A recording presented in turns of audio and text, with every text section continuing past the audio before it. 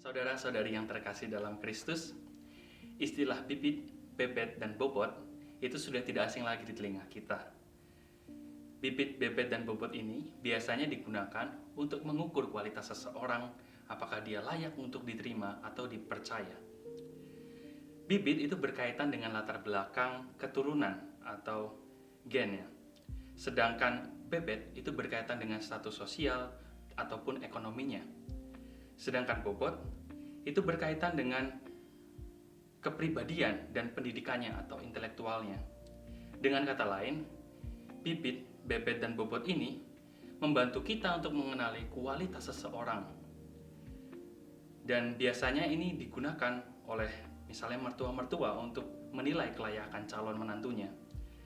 Dengan informasi ini, kita bisa terbantu untuk mengambil keputusan apakah dia layak untuk diterima atau tidak, dan juga bagaimana potensi ke depannya. Orang-orang Yahudi dalam Injil hari ini pun melakukan yang sama untuk menilai dan juga melihat Yesus.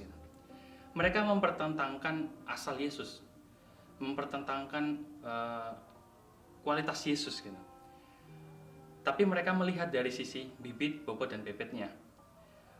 Oleh karena itu di antara mereka sendiri semacam terjadi terpecah belah gitu ya. Ada yang pro Yesus bahwa menganggap tidak mungkin orang yang bisa menyembuhkan orang yang sakit buta, orang yang lumpuh, dan juga berbuat yang baik itu berasal dari yang jahat gitu. Tapi ada juga yang meragukan bahwa kita tahu orang ini gitu, asalnya dari sini. Dia hanya seorang tukang kayu, anak tukang kayu, dan juga berasal dari Nazaret. Mungkinkah Mesias dari sana? Ada yang mengatakan demikian.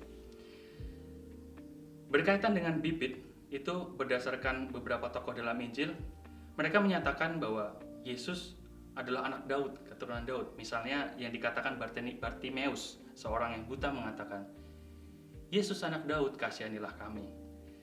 Nah, dari sini berarti Yesus dari bibitnya itu keturunan dari Daud. Daud adalah orang yang besar di bangsa Israel. Dan perihal bebet, seperti yang sudah saya katakan tadi bahwa mereka hanya tahu bebet Yesus itu dari kulitnya saja atau dari fisiknya, yaitu dari Galilea, dari Nazaret, dan juga Yesus hanya seorang anak dari tukang kayu yang statusnya tidak tinggi gitu. Sisi bebet Yesus itu dipertanyakan oleh mereka. Hanya karena bebet, sisi bibit yang adalah keturunan dari Daud dan juga bobot yang dia miliki kualitas kepribadian dan juga dirinya yang bisa menyembuhkan dan sebagainya itu tidak diperhatikan atau tidak diperhitungkan oleh mereka. Malah mereka langsung ragu akan kualitas diri Yesus. Itu semua karena mereka itu tidak mengenal Yesus dengan mendalam. Mereka memandang Yesus dengan sebelah mata, seolah Yesus yang punya status sosial dan ekonomi yang tidak tinggi membuat kualitas Yesus itu jelek. Padahal ukuran bibit dan bebet itu sesuatu yang fisik sekali dan seringkali sulit kita ubah karena ya bukan pertama-tama kesalahan dan tindakan kita, melainkan bawaan atau didapat secara eksternal gitu. Sedangkan bobot itu benar-benar menunjukkan kualitas diri tanpa bergantung faktor eksternal. Ketika mengetahui bahwa dirinya dipertanyakan, Yesus menyatakan dirinya dengan jelas. Kata-katanya demikian. Memang aku kamu kenal dan kamu tahu dari mana asalku. Namun aku datang bukan atas kehendakku, tetapi aku diutus oleh Dia yang benar yang tidak kamu kenal. Aku kenal Dia sebab aku datang dari Dia dan Dialah yang mengutus aku. Dengan demikian, Yesus sesungguhnya berasal dari Allah. Yesus menyatakan bahwa dirinya itu diutus oleh Allah. Dia berasal dari Allah dan melakukan pekerjaan-pekerjaan Allah. Dengan demikian, Yesus menyatakan dengan jelas dari mana dia sebenarnya berasal. Orang-orang hanya melihat dari fisiknya saja, yaitu dari Galilea, dari Nazaret, dan juga melihat status sosialnya Yesus yang hanya anak seorang tukang kayu. Tetapi Yesus dengan jelas menyatakan bahwa dia berasal dari Allah. Dia diutus oleh Allah dan melakukan pekerjaan-pekerjaan Allah. Hal ini sangat miris. Mengapa mereka disebut mereka tidak mengenal Allah?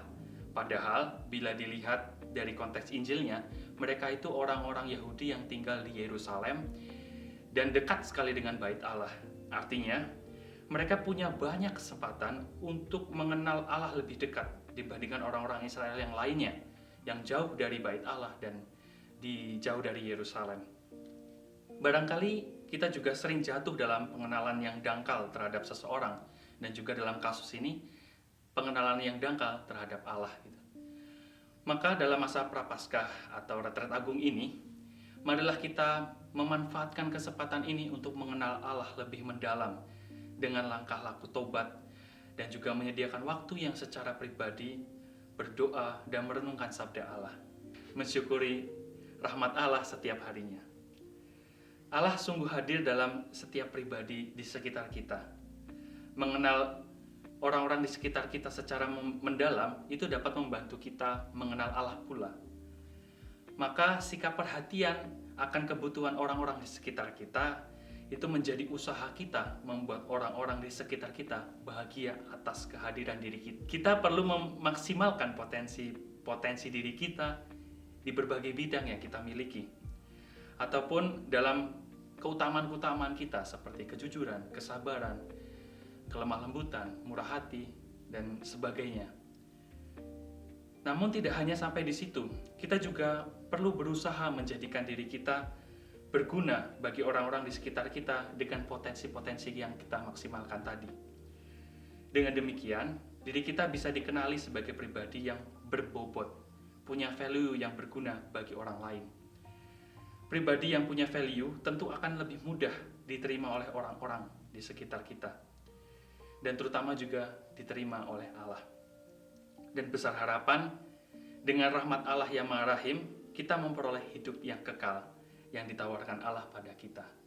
Maka, pada masa Prapaskah ini, marilah kita meningkatkan bobot diri kita supaya kita layak untuk merayakan kebangkitan Tuhan Yesus pada Paskah nanti. Semoga Tuhan memberkati kita sekalian. Amin.